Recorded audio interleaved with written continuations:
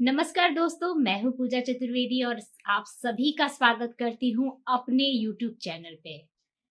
आप लोग का बहुत डिमांड था कि पूजा दी इस तरह की वीडियो लेकर आओ जो थोड़ी स्पिरिचुअल हो और उसकी जानकारी हमें मिलती रहे। तो मैं आज बताऊंगी कि सावन में कैसे आप बिना लहसुन प्याज खाए और सावन में भगवान शिव की पूजा कर सके। बहुत सारी बच्चियों का भी क्वेश्चन आया हुआ था कि दी मुझे जरूर बताइएगा मैम कि मैं हॉस्टल में रहती हूँ तो कैसे शिव जी को प्रसन्न करूं। तो मैं आज आपको बताऊंगी कि बिना व्रत किए भी आप शिव जी को प्रसन्न कर सकती हैं। और आज मैं बताऊंगी कुछ ऐसे नियम जो आपके काफी ज्यादा काम आने वाले हैं, चाहे वो हॉस्टल में रहने वाली बच्चियां हो, चाहे वो घर में रहने वाली महिलाएं हैं जो काम में फंसी रहती हैं, बहुत ज्यादा समय नहीं दे पाती हैं।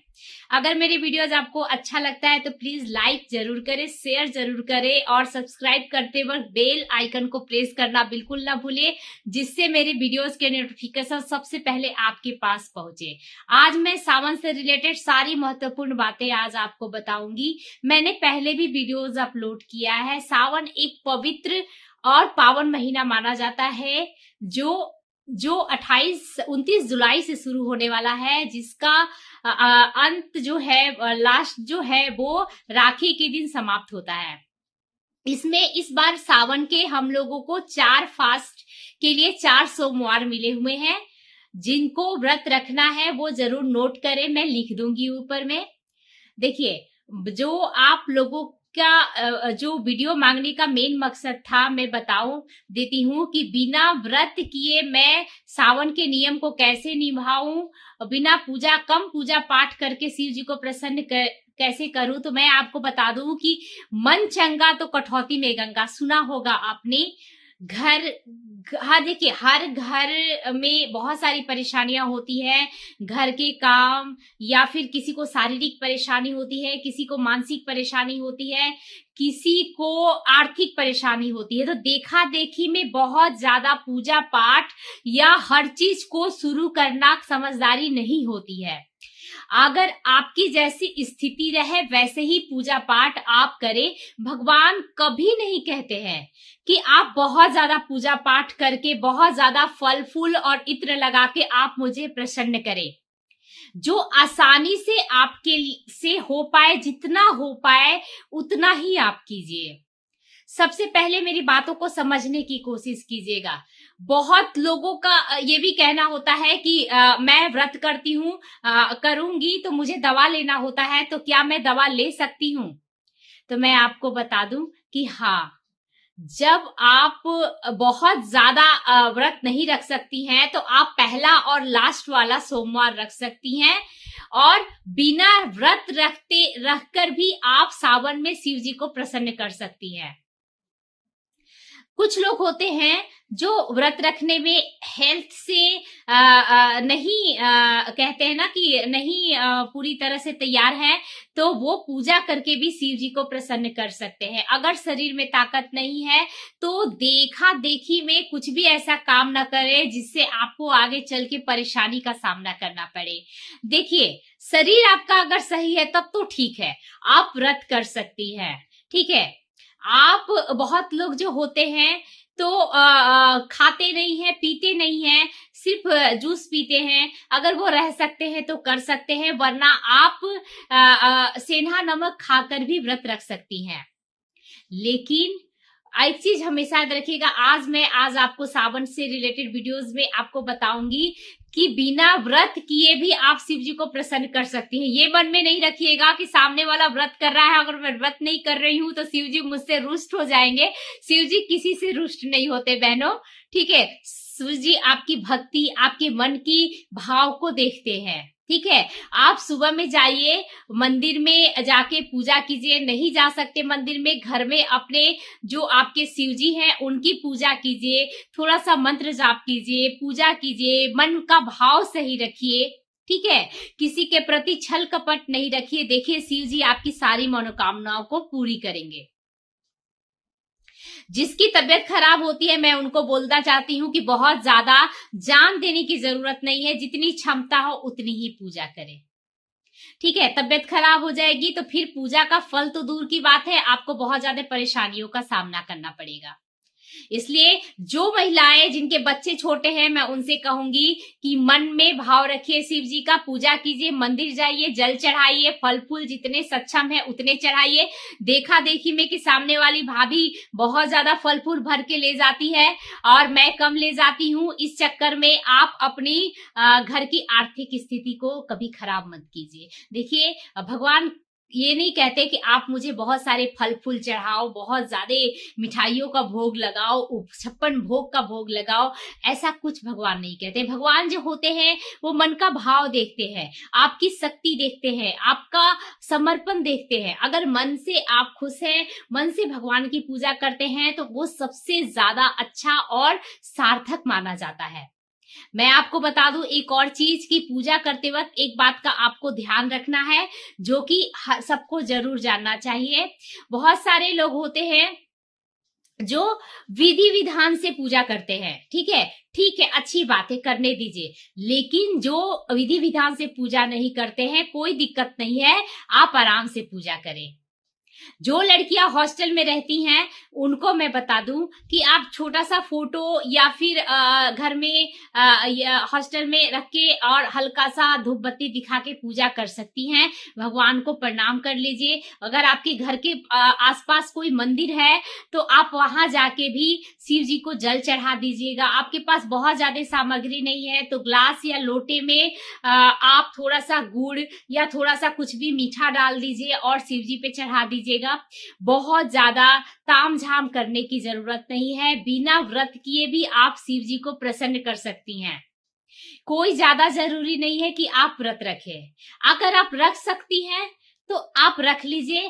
फलाहारी अगर आपके पास है तो आप कर लीजिए, वरना अगर आपके पास फलाहारी आप शुद्धता के साथ नहीं फलाहार खा सकती हैं, शुद्धता के साथ जैसे आपके आसपास कॉलेज में क्या होता है ना कि बहुत सारे बच्चियां साथ में रहती है, कोई नॉनवेज भी खाती है, तो इस चीज का ध्यान देना है आपको कि वैसे में आप चुपचाप भगवान के यहाँ जाके मंदिर में जल चढ़ा दीजिए और पूजा कर दीजिए। इससे अच्छा है कि आप व्रत न रखें, वरना आप अपना व्रत नाशने से कोई फायदा नहीं है।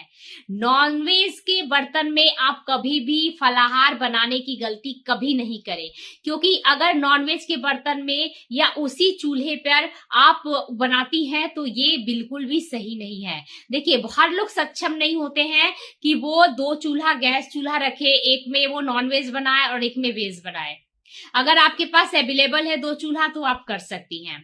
जहां तक लहसुन प्याज की बात है तो मैं आपको बता दूं कि पूरे सावन में आप लहसुन प्याज को इग्नोर कीजिए, और अगर आप ये क्या बोलते हैं मीट मांस को भी इग्नोर कीजिए, कोशिश कीजिए, ठीक है। घर पे बहुत सारे लोग होते हैं जो बहुत ज्यादा खिचखिच करते हैं, तो क्या करिएगा, अगर नहीं समझते हैं तो उन्हें साइड से बना के दे दीजिए। मन का भाव आपका सही है तो सब सही है, ठीक है। लेकिन कोशिश कीजिए कि आप नहीं बनाइए, वो ज्यादा बेटर होगा।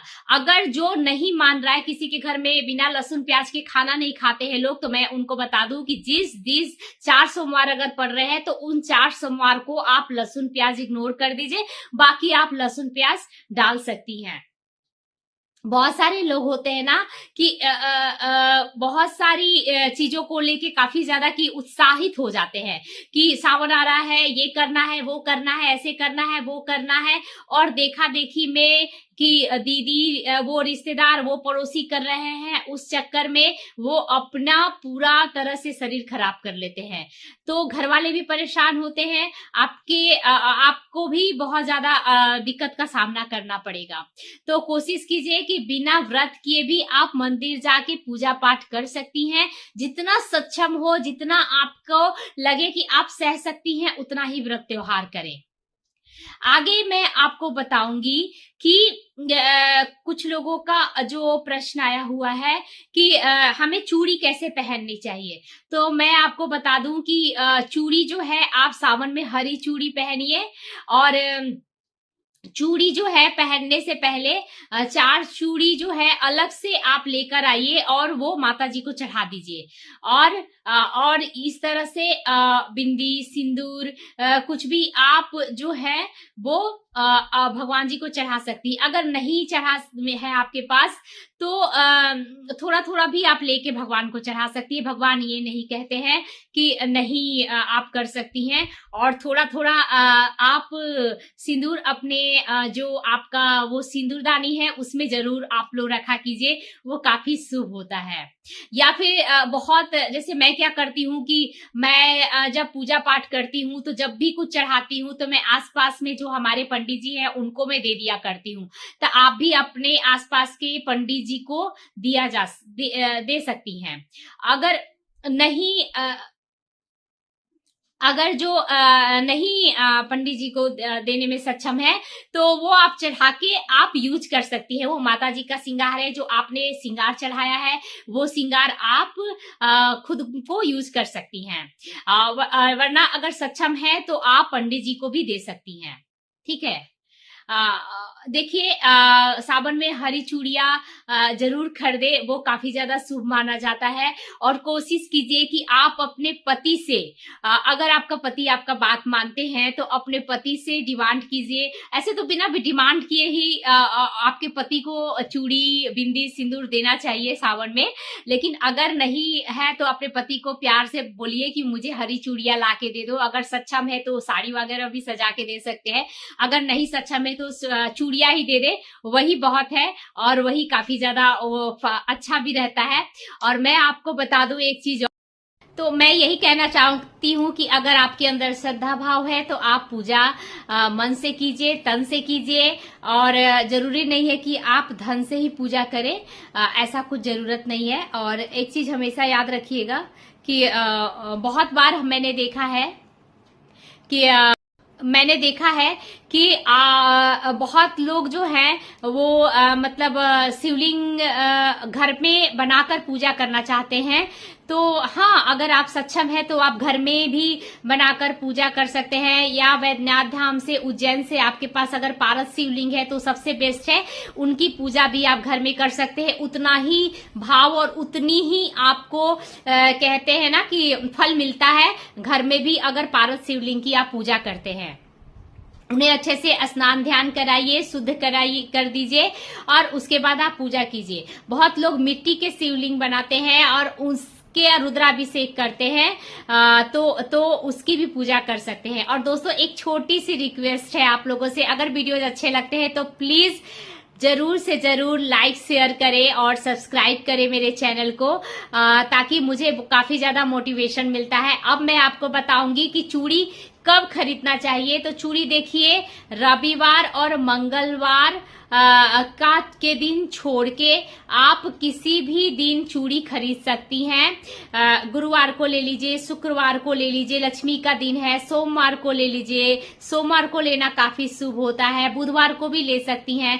केवल रविवार और मंगलवार को आप कभी भी चूड़ी नहीं खरीदे, वो बहुत अच्छा नहीं होता है। देखिए इस बार सावन गुरुवार से शुरू हो रहा है, तो गुरुवार को भी आप चूड़ी खरीद सकती हैं और चढ़ा कर आप खरीद सकते हैं। जैसे मेरे ससुराल में मान्यता है कि सावन से पहले ही हम लोग हरी हरी चूड़ियां पहन लेते हैं। ये तो सावन के पहले की वीडियो है, जो भी सावन के बाद की वीडियो आएगी उसमें मेरी हाथ हरी चूड़ियों से भरी रहेगी। तो मेरी जो कलाई है, तो आप कोशिश कीजिएगा कि सावन के पहले भी पहन सकती है और सावन में भी माता जी को चढ़ा के पहन सकती है, लेकिन हरी चूड़ियां जरूर पहने। मैं आपको एक चीज और बताई हूँ कि माता जी को चूड़ी जरूर चढ़ाइए, ठीक है। और शिव जी को अगर प्रसन्न करना चाहते हैं तो ग्रीन चूड़ी पहनते हैं, लेकिन एक दो लाल चूड़ी जरूर आप लोग लगाएं, ठीक है। कामदार चूड़ियां लगा ले या कैसी भी लाल चूड़ी जरूर लगाएं, पूरी हरी चूड़ी ना पहने, थोड़ी बहुत लाल चूड़ी लगाइए, क्योंकि शिव जी के साथ साथ माता जी को भी प्रसन्न करना बहुत ज्यादा जरूरी है। और एक चीज मैं बोलूं, एक चीज और मैं आपको बताऊंगी कि अगर आपके पास सिंदूरा है, बहुत लोग शहर में रहते हैं तो उनके पास सिंदूरा गांव में रहता है, अगर आपके पास सिंदूरा है तो आप नहा धो के सिंदूरा से सिंदूर करिएगा और उसके बाद ही शिव जी की पूजा कीजिएगा। पूरा सवर के पूजा कीजिएगा। सबके घर में सुबह बहुत सारे काम होते हैं, तो लेकिन जब भी आपको समय लगे तो पैर में महावर लगाइए, सिंदूर जरूर मांग में लगाइए सिंदूरा से। और सोमवार अगर ऐसा आप करती हैं तो वो काफी ज्यादा आपके लिए बेस्ट होता है। और सावन में हरी साड़ी पहनना बहुत जरूरी नहीं है। अगर आपके पास थोड़ी भी उसमें हरी भरी हो तो आप उसको पहन सकती हैं। अगर आपके पास है तो हरा सबसे बेस्ट माना जाता है। आप हरी साड़ी, हरी चूड़ी, हरी बिंदी लगाइए, हरी नेल पेंट लगाइए और शिव जी को प्रसन्न करिए और अपने पति को प्रसन्न करिए। अपने पति की भी इज्जत करिए, सम्मान कीजिए, प्यार कीजिए, उनका साथ दीजिए। ये भी बहुत ज्यादा जरूरी है। सजना संवरना सब हमारा जो है हमारे पति से होता है, इसीलिए पति के खाने पीने का, उनकी जरूरतों का भी ध्यान रखिए। बहुत लोग जो होते हैं, प्रश्न था कि दीदी मैं महामृत्युंजय जाप कराना चाहती हूँ लेकिन मेरी आर्थिक स्थिति अच्छी नहीं है, तो मैं उनको बता दूं कि आप खुद से ही महामृत्युंजय मंत्र का जाप कर सकती हैं। वो भी बहुत अच्छा होता है और आप खुद से करेंगी तो ज्यादा फायदा होगा। बहुत ही प्यारा मंत्र है। ठीक है, आप शिव जी का मंत्र कर सकती हैं। देखिए मंत्र जो बहुत प्यारा है, ओम त्र्यंबकम यजामहे सुगंधिम पुष्टि वर्धनाम उर्वारुकमिव बंधनाम मृत्यु मूर्छियम अमृतात्। मैं लगा भी दूंगी, आप इस मंत्र का 11 बार, 21 बार, 51 बार, 108 बार सावन में जरूर कीजिएगा। इससे सुख समृद्धि आपके घर में आएगी। ये मंत्र काफी ज्यादा शक्तिशाली है। आप नहीं करवा सकते पंडित जी से तो आप इतने मंत्र का जाप जरूर करें। बहुत शक्तिशाली मंत्र है और इससे काफी ज्यादा इस कामना भी सबकी पूर्ण होती है। उम्मीद है ये वीडियो आपको बहुत ज्यादा लाभकारी होगा और आपको बहुत पसंद आएगा। तब तक के लिए नेक्स्ट वीडियो तक के लिए बाय बाय, टेक केयर। और मैं मेरी पूजा चतुर्वेदी को आज्ञा दीजिए ताकि मैं नेक्स्ट वीडियो और भी प्यारी और अच्छी बना के लाऊं आपके लिए। तो हर हर महादेव आप सभी को, और हर हर महादेव। और ऐसे ही आप लोग हंसते रहिए, मुस्कुराते रहिए और महादेव को प्रसन्न करते रहिए। तो सावन आपकी जिंदगी में हरियाली, खुशहाली और बहुत सारा प्यार, मोहब्बत और तरक्की लेके आए। उसी शुभकामना के साथ मैं इस वीडियोस को एंड करती हूँ और फिर मिलती हूँ आपसे नेक्स्ट वीडियो में। नमस्कार दोस्तों।